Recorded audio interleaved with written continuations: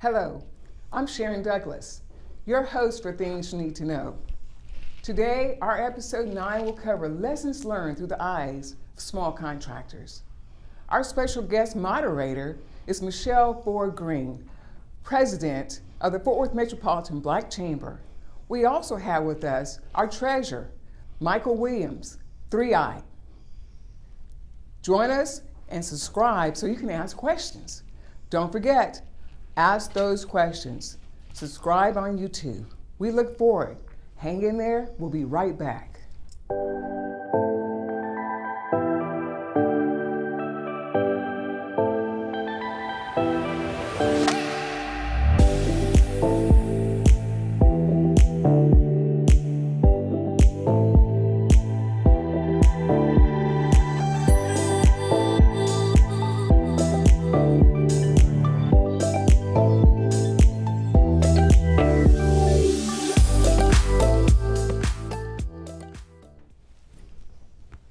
Greetings, I'm Michelle Green Ford with the Fort Worth Metropolitan Black Chamber of Commerce. I am the president and CEO, and I am so delighted to be speaking today with two amazing leaders in our community and business owners, as well as servants for the community in many, many areas. Today, we're going to be talking about lessons learned for small contractors.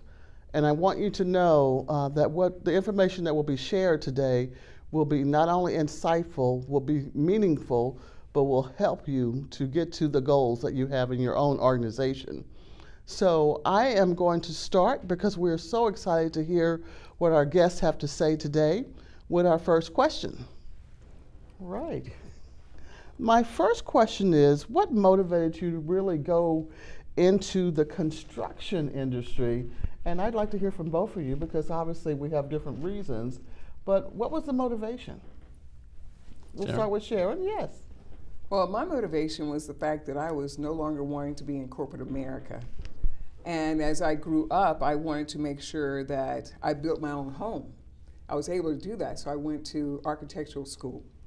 And once I did that, it was a whole lot more to construction than I really knew. And once I was out on the project, and my project started as a cleaning service. Yeah, just imagine, a cleaning service. I was cruising down the road one day and I saw this new construction going on. I'm like, you know what, I can do that. I don't want to go back to corporate. So I pulled in there, I spoke to the project manager, I said, I'd like to be your cleaning crew. He said, just so happens we need a cleaning crew. So I started with Trammell Crow Construction. And I was upstairs one day on the second floor and I saw all this action going on below. I saw guys out there forming concrete barriers and so forth. And I'm like, I can do that. So I started studying concrete at that time. That was back in 1995. Wow. And after that, I became a general contractor in 96. So again, it's the excitement of what moves. Being in the construction world is a non-stopping situation. It's always going on. So there's an adventure. There's no boring here. So you'll always have something to do. Wonderful. Wonderful. Who would have thought that would have started from a cleaning crew? And I really like what you had to say about the vision of once you saw what was happening, there was a curiosity to learn more. Yes. And I think that's going to be real key for our listening audience to understand that sometimes it's just what we see and the investigation of that leads us to the next area. Yes. What about you, Mike? I'd like to hear your story. Well, I took a different path. I'm a Baylor graduate and I got drafted by the Detroit Pistons. And I tell people I was the fourth guard in a three-man rotation. So I didn't get a lot of playing time. But a guy by the name of Dave Bing, who's a Hall of Famer, he owned Dave Bing Steel. And he took me under his wings as a rookie. I was 21 years old. And he exposed me to things outside of just in between the lines of basketball. He owned Dave Bing Steel, and I asked him one day, I said, man, how did you do this while you were playing basketball? And everybody looks at the salaries now, but back then, even before us, he was making $27,000 a year. He said, I had to do something else. So I had 3 goals in mind as a rookie. Number 1, want to be on a championship team, which we were blessed to be on the Bad Boys team. And number two was to establish myself as a player. And I said, once I establish myself as a player, I'm gonna get exposed to things outside. So from the Pistons, I went to Indiana and then Minnesota, and I started working at a construction company during the off season. And I used to always tell the athletes, you're not black, you're not white, you're not anything else but a starting point guard, a starting power forward. So look at all of the people in these bowls that's paying $400 a seat. They're CEOs, they're decision makers because they can afford these seats. So I said, I'm gonna pick out the ones I wanna get to know, and I'm gonna go be mentored by the CEOs. And the guy by the name of Ron Pearson on New Mechanical, I said, listen, I wanna work with you during the off season. So he offered me $27,000. And I said, no, I'll work for free as long as I can work with you every day. And that's where I started learning the ins and outs. And up in Minnesota, you have unions. So I would see laborers just sitting on jobs and say, we can't do anything about that. So I knew I wasn't gonna start my business in Minnesota and started here in Texas. And I'm from here. And it's rewarding to hear people's story like Sharon and others, to see how you have to have a vision for where you wanna be, because construction is an ever moving industry. So if you don't have a vision of what that bridge looks like before you get there, you'll be quickly out of business. Yes. Very good. I'm interested to see the different paths that we all go on to get to our passion and the entrepreneurship that we all love. Michelle, let me elaborate just a little more, because please. Our audience need to know that it takes more than just getting into it. That's right. Yes. When I decided to go into concrete, I showed up on sites at 2 a.m. and 3 a.m. in the morning. Why? Because I was making my own tutorials. I was creating my own feedback. Yes. So I would study. I would actually step into the mud, as we call it mud. I would step into the concrete just to see what the guys were going through. I watched the concrete come off the back end of a concrete truck just to see it, feel it, to understand it. Mm-hmm. Wow. It's funny, that was my next question. I really want to know what advice or suggestions you would give to contractors who are starting into this business. If you could give them just 2 or 3 things to say, this is important for you as you start into this area. Oh my God. I know the list is long. The 3 most important are just, there's a lot of things. I know there's a lot. You want me to start it off? Sure. Number one, you have to know your numbers. You hear people talk about a $5 million project, and everybody outside of the industry and even inside the industry think on $5 million you're gonna make $1 million. Yes. You also have to know the difference in being a prime contractor and a subcontractor. When you're a subcontractor, to what Sharon was just saying, you have to be on that job as a leader, understanding every system and process throughout, because it's all about efficiencies. It's all about your timing, it's your labor, it's the quality of work. When you get on the prime side, yes, but you better have good relationships and make sure you pay your subs, because those are the ones that are really building your project. So you're understanding the owner, the systems and the processes. You still have to have the schedule of the labor getting done, but you better understand your numbers. Number 2, you have to know who you are. You see so many small contractors. I get a kick out. I'll have a small business platform program, and I'll say, what do you do? Anything you need me to do. Well, are you a drywaller? I can do that. You do concrete? I can do that too. What about curb and gutter? I can do that. What about an MEP? What's MEP? So you have to know who you are. Yeah. Yes. And number 3, and probably the most important, in my opinion, you have to know where you want to go.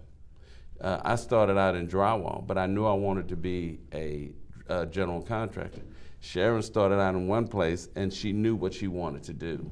So to me, if you don't have those 3 dynamics in place, don't get into business, because it's too hard. And you will go out of business. Okay.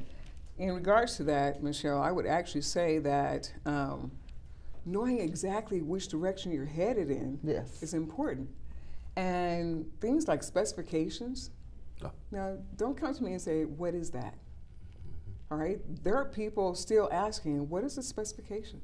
Specs that you have to follow on a project. For example, when I went out to TxDOT, on a heavy highway project. I did not know there was a text-up manual. Never heard of it. But that situation could have cost me my business, not knowing that there was a manual out there that would guide me along the way. The way I found out was the hard way. So I'm telling folks out there, don't wait, ask the questions. It's so important that you ask the questions to make sure you understand, first of all, the first step that you're going to get into, and that is read the documents. Understand what you're reading.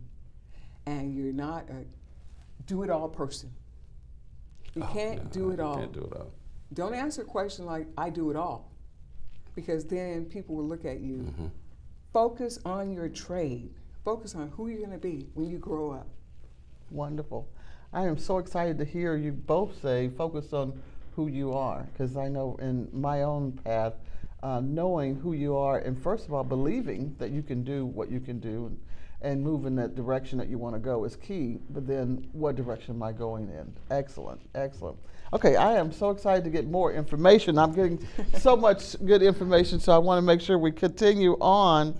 I'd like to know about what are your worst nightmares in business? I think it's important for our listening audience who may be at different stages with their business. Some are startups, some are obviously in growth, some have been around for a long time. And I'm sure there's some things that keep them up at night. So I'd like to know what were your worst nightmares and how do you manage that? I'll take that one first. I would say my worst was because I care a lot for my people, the people that work for me. And I want to make sure that they have food on their table. The worst for me is not having the funds to pay the payroll or to pay my vendors. You know, that can happen when there's shortfalls in your contract.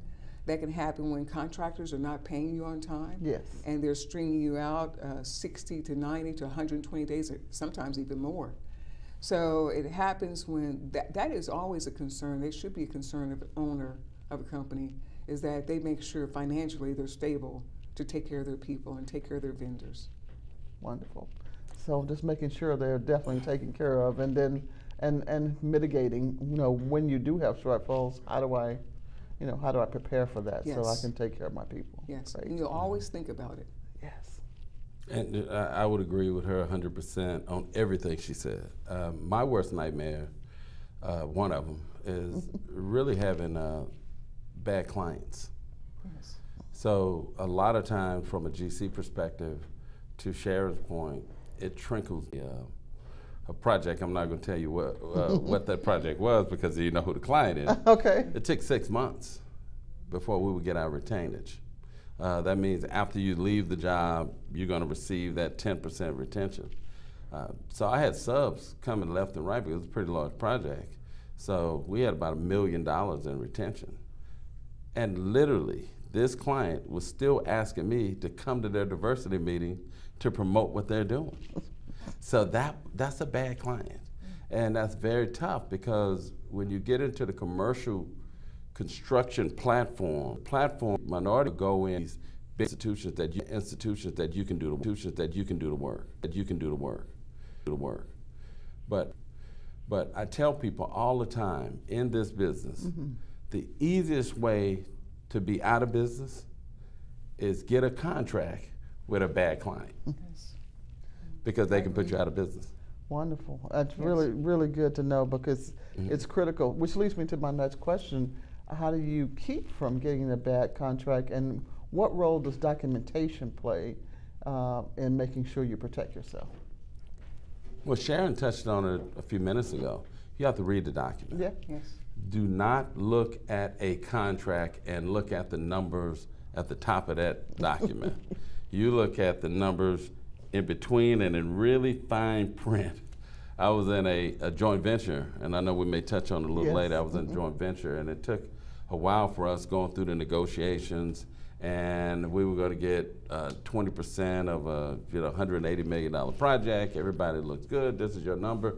And when I started reading that document, it said, and Sherry might laugh at this, but it said, we'll give you this 20% if we believe you can do it. What? Wow. And it was in fine print. I said, wait a minute, what do you mean if you believe I can do it? Or you can have a contract when a large company is going after a specific project saying, I intend to work with you. Yes, yes. So it's a lot of those intangibles, but it goes all the way back to reading the document. Yes. You got to take your time and read that document. And if it smells funny, it is funny. Very good. What about verbal communication and agreements? Because I know through the years you would hear some business owners say, a handshake is good enough. Just they have, I have their word. It's a verbal agreement between me and the prime contractor. Would you guys recommend that? No, absolutely not. There are no verbal agreements. Years ago, you used to be able to shake a hand and it was okay, but not today, because people tend to get amnesia. They'll say that they will pay you for doing a job, and you go to the meeting the next week, and they never heard of it. Mm-hmm. The same person. Yeah, exactly. So no, there are no verbal agreements. What if the contractor is your friend? It doesn't matter. Well, first of all, you don't have any friends in the business. You have people that you like and respect. That's right. That's right. That's That's right. right. That's right. Yeah, and I've just touched on that because I think those are things I've heard. Well, they're my friend and I have their word, and then you hear the horror stories later on where things don't happen. And let me express this, Michelle. There's a difference also. There's a relationship. Yes. And even in a relationship, you still have the written agreement, no matter what. And let me touch back on the contract side. And Mike said I would laugh. Yes, absolutely. On the contract side, a reading, so many of the contracts are templates. They're already there. But I call it the garbage in that they add to your contract. Be very skeptical about small lettering. Be very skeptical about your pay area, performance. Also check out your inclusions, exclusions. Be sure that you are aware of what's in there. Strike out. A lot of times they'll tell you don't strike out anything, all right? But that is you. That is your future. You strike out what does not accommodate your future and accept that. The other thing is these different words that will grab hold to you. Theoretical, okay? That'll grab you. Yes. Various locations, and subsidiary to. And what I mean by that is when you have subsidiary to, then that means that you may have been paid for this particular job, but guess what? Everything around that job, you also have to do that too, but you're not getting paid for it. Wonderful. It's reading the details of the contract and not being afraid of conflict. See, most people think conflict is men you going at it. No, conflict can be a very pleasant conversation about what's in the document. And believe me, from a minority perspective, you see what's going on all across America. It's a big push for inclusion. So you have to bring value, but believe me, you got to identify what that value that you are bringing to the end user, whether it's to this client, that general contractor, that owner. That's number one. So it's nothing wrong with, let's sit down and talk about what's in this contract before I sign it. Right. So most small businesses, they're happy that a big company or a large entity would want them to do work on their project. So they're saying, I'm just signing the contract, I'll deal with it. No, you will deal with it. That's right. And you're going to deal with it after doing work on a project, working on a project for a year, 6 months, and you look up, you either lost money or didn't make a dime. So this is a for-profit business. This is a for-profit industry. Make your money. That's right. Excellent. Thank you for sharing that, because I think we see often, I'm just so excited to get the contract. I got a contract. And while that is a goal, if it's the wrong contract, it's the wrong contract. So excellent. Well, let's talk a little bit about African American businesses in general as you know, the statistics show that during COVID, we lost more than 40% of African American businesses in general, not even just construction. And obviously, post-COVID, we're seeing the escalation of costs of materials, just a tremendous amount of barriers being put into the marketplace. What would you say or suggest for individuals who are recovering, particularly African American firms who are recovering from COVID and trying to stay in the industry, be competitive, or maybe even starting out in a time where it's very turbulent in the market? Well, I would start by addressing the escalations in materials. The involvement of the small contractors, they need to go forth and talk to the general contractors, the larger contractors, to sit them at the table and say, if you will pay for this large amount of materials that I need for that particular contract, then I can work on your contract. If not, you need to walk away. Because if you don't have the financial backing at that particular time with all the heavy escalations on materials, then you're only digging the grave anyway. So for example, right now materials for wood. Oh. Wood is ridiculous. All right, if you're going to take one piece of sheetrock, not sheetrock, but one piece of plyboard, and you're going to pay for that, that's $65 to $68 just for one piece.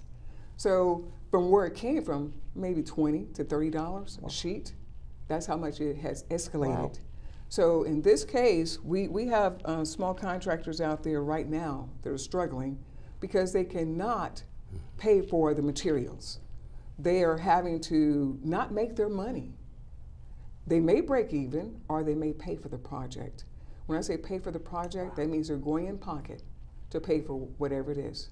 So I'm telling the small contractors out there, negotiate. Use your skills to negotiate with your general contractor to have them pay for the bulk of those materials. Be that walls, be that concrete, be that wood, whatever the case, steel. Don't forget steel, because everything has taken an increase. Yeah, I'm going to approach it, and I'm agreeing with Sharon 100%, but I'm going to approach it differently. You are right that the numbers still show 1% maybe at the A&M system or 2% at the UT system or the city of Dallas or Fort Worth, and I'm using these numbers hypothetically. So that those, for African American, you start really identifying the number and the percentage of African American firms that are in the commercial construction, it's going to be under 5% across the board. So the question is why? The reason, in my opinion, that it's so few African American that are in construction is because of the lack of exposure.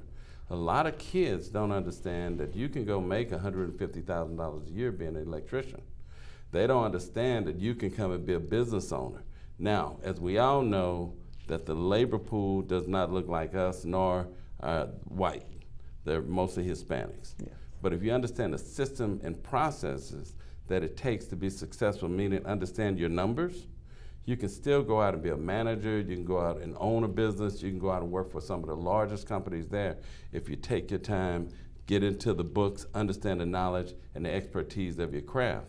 So what I've done over the last 2 years, I've created the Mike Williams Assist for Life Foundation, where we train young kids. We start with 9th graders all the way up to 10th through seniors. By the time they come out of our program, they'll have a job in the construction industry. So you have to start them young. You have to start them young. You know, Sharon didn't want to be in corporate America. I got exposed while I was in the MBA. But probably if I didn't get drafted, I'll be in banking because, you know, my background is finance. But because I had a platform of the MBA and because I wanted to be an owner, that's the reason I'm in construction. So you start them young, then you'll find more African Americans in the industry. Wonderful. Exposure. And understanding. And it's interesting we talk about African Americans in general and who come into the industry, but how about Sharon, females in general and African Americans? Let's talk about that one because it's really you know, something that you don't see often. No, you don't. I'm here to tell the women out there, ladies, this is the real deal. This is something for you. Come get it. It is not difficult Find yourself a mentor. Talk about it before you just jump into it. Find someone like Mike or myself, and let's talk about it. Let's talk about your dreams. You may have a fear factor going on. I call mine a leap of faith. Mm-hmm. A leap of faith. So I jumped out there. I prayed. As I went back to the cleaning situation, when I was going up I-20, I was praying, Lord, what am I supposed to do now? Mm-hmm. I've got a young son in tow. I need something to do. So I'm saying it's there for you. I am here. I want to have the opportunity to talk to you about this great opportunity that you're missing right now. Come see me, call me. Wonderful. Well, let me add to that. Let me see, make a muscle. You got to have no fear. It's a challenge. Number one, it's a challenge being African American in the construction industry that the market really don't believe they need you. Because we don't control the labor, and yes. We're moving into some leadership positions within the end user that understand the needs for firms like ours. So the industry don't believe they need you. So now when you're talking about African American females, yes, the challenge is even greater. So if you don't have this, and you don't have a belief in yourself, it's just a tough thing. It's a tough road, because I always say you can't be soft in the construction industry. And I know this young lady's not soft. I've seen her in action. So as long as you bring the strength and the belief in yourself, you will be successful. Wonderful. And I like that, Sharon, the transparency both of you have had today, just incredible. But prayer, that foundation of faith and belief is something that is an essential part. And I know for me as a business owner and also what I do every day, that's one of those foundations that keeps me strong and knowing and going. So thanks for sharing that. I would like to know, as you look at the industry and where it's going. Well, we talked about a lot today already about how you started, some of the pitfalls, what does it look like for African Americans, but where do you see the industry going in the next 10 years? What's on the horizon? Mike? Well, I think that the industry is going to go more toward technology. When I was in high school, elementary school, junior high, they had wood shop. They had auto mechanic shop. They've taken that out because of Microsoft and the technology world. So I think the opportunities for African American firms are going to grow, because when we were coming through school, we were educated in banking, marketing, sales, and really not how to go build a road or drywall or a building. So now as you see the industry move toward drone, they're moving toward BIM, they're moving toward video animation. I believe you still got to have the superintendent on the project. You still have to have people that understand, but it's going to be moving more toward technology. It's going to be a cleaner cut industry in and of itself. The jeans, the guy out there on the tractor, those days are over, in my opinion. So those opportunities are going to grow. Okay, great. Technology. Mm-hmm. All our machinery now, technology, GPS systems. You can have a tractor out there and it's driven by GPS to make the cuts in the road. Wow. Mm-hmm. That particular person in there is just merely there to watch the action go, or if there's an electronic or technological problem that's happening. As far as 10 years in the heavy highway, I'll address that. Yes. It's not going to stop. It will always be here.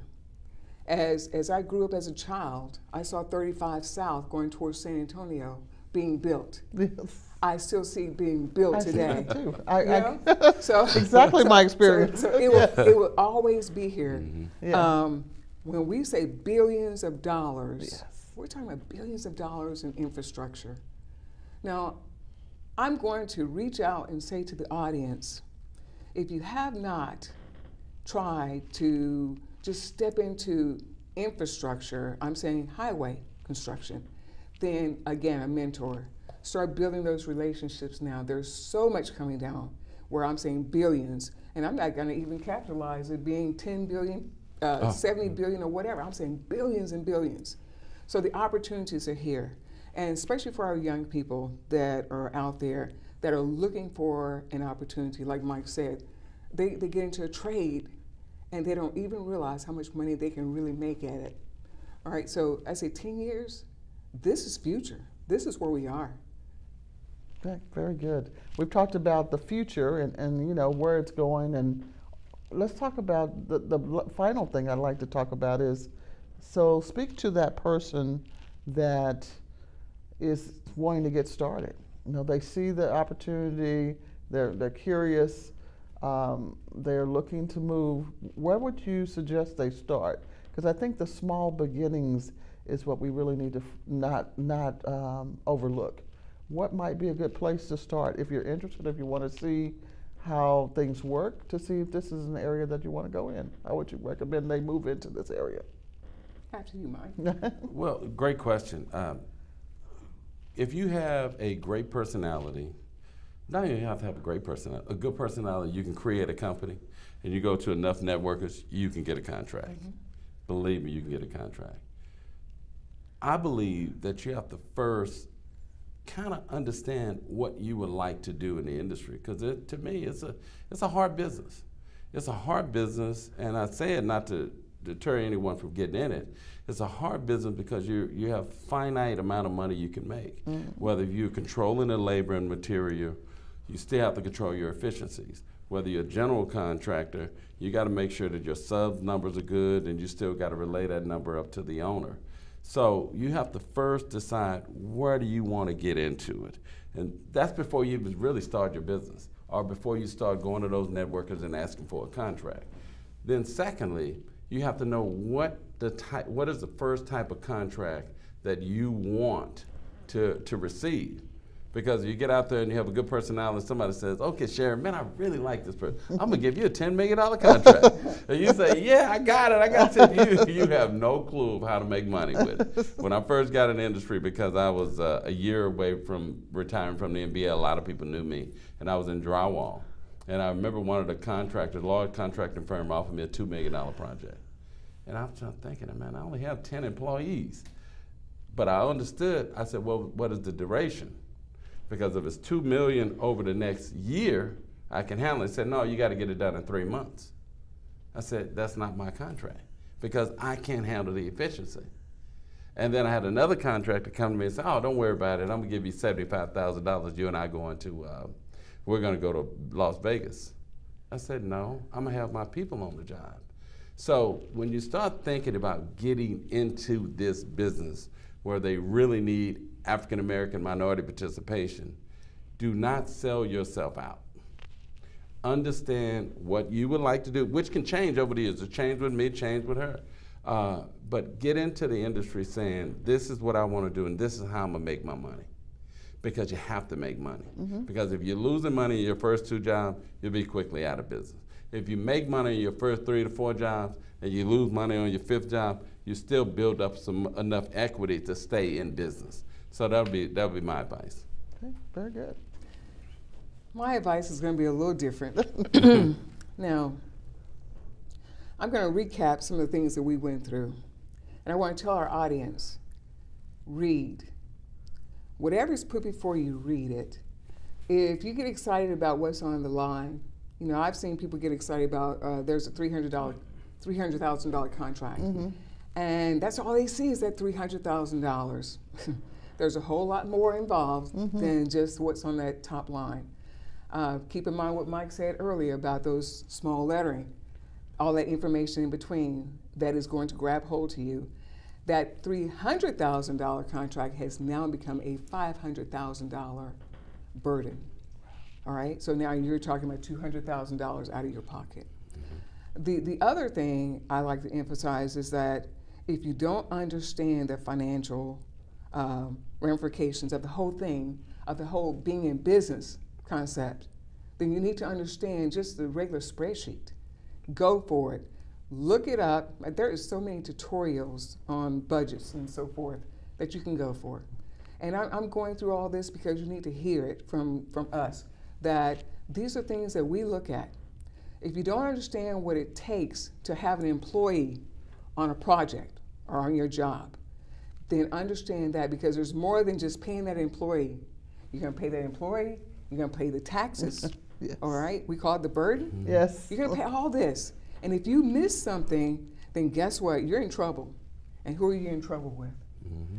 IRS trouble when Oh, yeah. 941s are not done. Yeah. If you don't understand 941s, go and look at 941s and see what it entails, because these are things that can keep you out of trouble.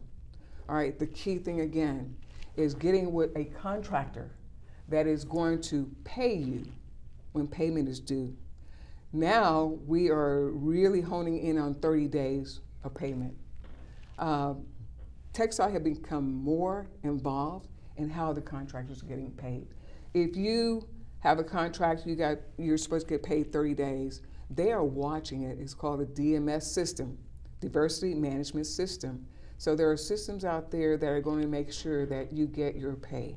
But it's up to you to take care of the paperwork that goes with that. They can't do their part if you're not doing your part to take care of yourself. All right? So again, these are different things. However, you keep on looking for what you want to do. Make sure that you talk to folks like Mike and myself and Michelle to get involved. We call out the Fort Worth Metropolitan Black Chamber. That is a definite location to go and get information, just to sit down and talk. Your mentoring starts there. And your mentoring starts here. So just know that we are here for you. When it comes down to doing heavy highway, oh my God, be ready. Because this is not like coming out of the city where I came from. I started doing work in the city on streets and sidewalks. It's not that way at all. All right? Again, that manual I talked about, understand there's documentation that you have to be aware of before you decide to cross that line. Better yet, get you a mentor. Get someone that's going to talk to you about heavy highway versus the city work. I'm going to stop there, Michelle. Wonderful. I can keep on going. Yeah, we could keep on going for hours. This is incredible. And thank you, Sharon, for mentioning the Fort Worth Metropolitan Black Chamber of Commerce. We are excited because we are connected with the community. We're excited to be that resource, to be that point of direction. And we have people like Mike Williams and Sharon Douglas who are very successful and have stood the test of time, who give relentlessly to support the next generation of business leaders and the current generation of business leaders. So we're connected, we're together, and I think that village is what we have to have as well to move forward. And you guys have definitely delivered on lessons learned. I think we had enough in this segment for MBA on business just from what you've shared. And I really appreciate the time that you've taken and allowed me to be here with you today. Thank you. Thank you. Thank you so much. And so as we look at this whole session, lots has been uncovered. I think we've learned what motivated individuals to start. We learned what keeps you going and what pitfalls to avoid. So that is the information that we have for you today. But before we close down, I'd like to know any last words, anything we've missed that you burning on your heart that you want to share with the audience today? I would actually say that if you're going after some of these contracts, and as Michael said, go and sit down with them. Before you even consider signing a contract, go and sit down and get to know who that contractor is. My last word would be, this is a great, great industry to get involved in. They need small business. Small business is not going to go anywhere. Whether it's textile, whether it's some of the school systems, whether it's DART, Metro, they are looking for small businesses. Understand what you want to be in this industry. And also, and probably the most important, don't be afraid to fail. Because in this industry, you're going to have some pitfalls. Yes. So it's not how hard you fall, it's how you get back up. That's right. And as long as you get back up and you learn and you learn from your failures, you'll be in the industry a long time. It's 20 years for me. 26 for me. 26. So we've been in it. I used to have some hair, don't have it anymore. But just, I would end with a word, perseverance. Just you got to persevere, get in the industry. We need you, the industry needs you, and it's a great opportunity for you to really grow a wealth and stability for you and your family. Wonderful. Sharon. Michelle, thank you. Michael, thank you. Mm-hmm. I'm Sharon Douglas. Today you've had a discussion on lessons learned through the eyes of small contractors. Don't forget, we're here for you. Subscribe to YouTube and we will see you on our next episode. Stay tuned.